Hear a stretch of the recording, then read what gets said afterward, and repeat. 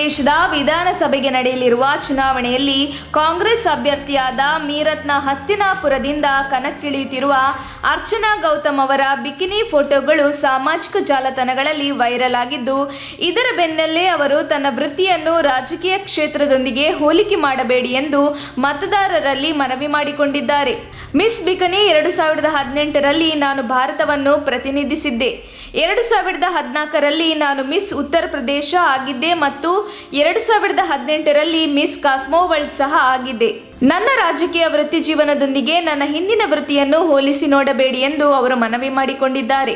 ಕಳೆದ ವರ್ಷದ ನವೆಂಬರ್ನಲ್ಲಿ ಅರ್ಚನಾ ಕಾಂಗ್ರೆಸ್ ಪಕ್ಷ ಸೇರಿಕೊಂಡಿದ್ದಾರೆ. ತಾವೇನಾದರೂ ಚುನಾವಣೆಯಲ್ಲಿ ಗೆದ್ದು ಬಂದರೆ ಹಸ್ತಿನಾಪುರದ ಪರಂಪರೆಯನ್ನು ಗಮನದಲ್ಲಿಟ್ಟುಕೊಂಡು ಪ್ರವಾಸೋದ್ಯಮ ಅಭಿವೃದ್ಧಿ ಮಾಡಲು ಒತ್ತು ನೀಡುವುದಾಗಿ ತಿಳಿಸಿದ್ದಾರೆ. ಹಸ್ತಿನಾಪುರ ಒಂದು ಪ್ರವಾಸಿ ತಾಣವಾಗಿದ್ದು ಬಹಳ ಪುರಾತನವಾದ ದೇವಸ್ಥಾನಗಳಿವೆ.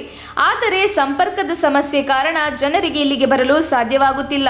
ಶಾಸಕಿಯಾದ ಬಳಿಕ ನನ್ನ ಮೊದಲ ಆದ್ಯತೆ ಬಸ್ ನಿಲ್ದಾಣ ಮತ್ತು ರೈಲ್ವೆ ನಿಲ್ದಾಣ ಕಟ್ಟುವುದಾಗಿದೆ.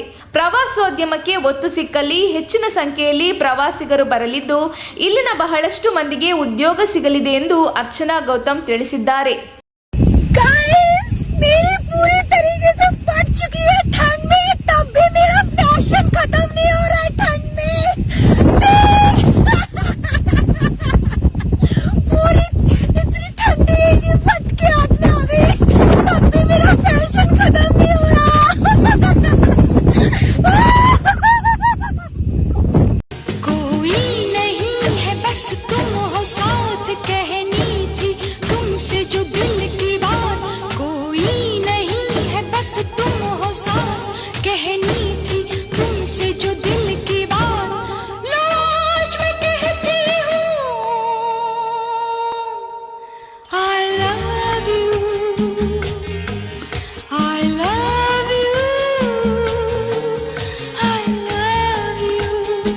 ನಮ್ಮ ತುಮಕೂರು ಮಾಧ್ಯಮದ ವಿಶೇಷ ಸುದ್ದಿಗಳನ್ನು ನಿರಂತರವಾಗಿ ಪಡೆದುಕೊಳ್ಳಲು ಚಾನೆಲ್ ಅನ್ನು ಸಬ್ಸ್ಕ್ರೈಬ್ ಮಾಡಿ. ಕ್ಷಣ ಕ್ಷಣದ ಸುದ್ದಿಗಳಿಗಾಗಿ www.nammathumakuru.com ಗೆ ಭೇಟಿ ನೀಡಿ.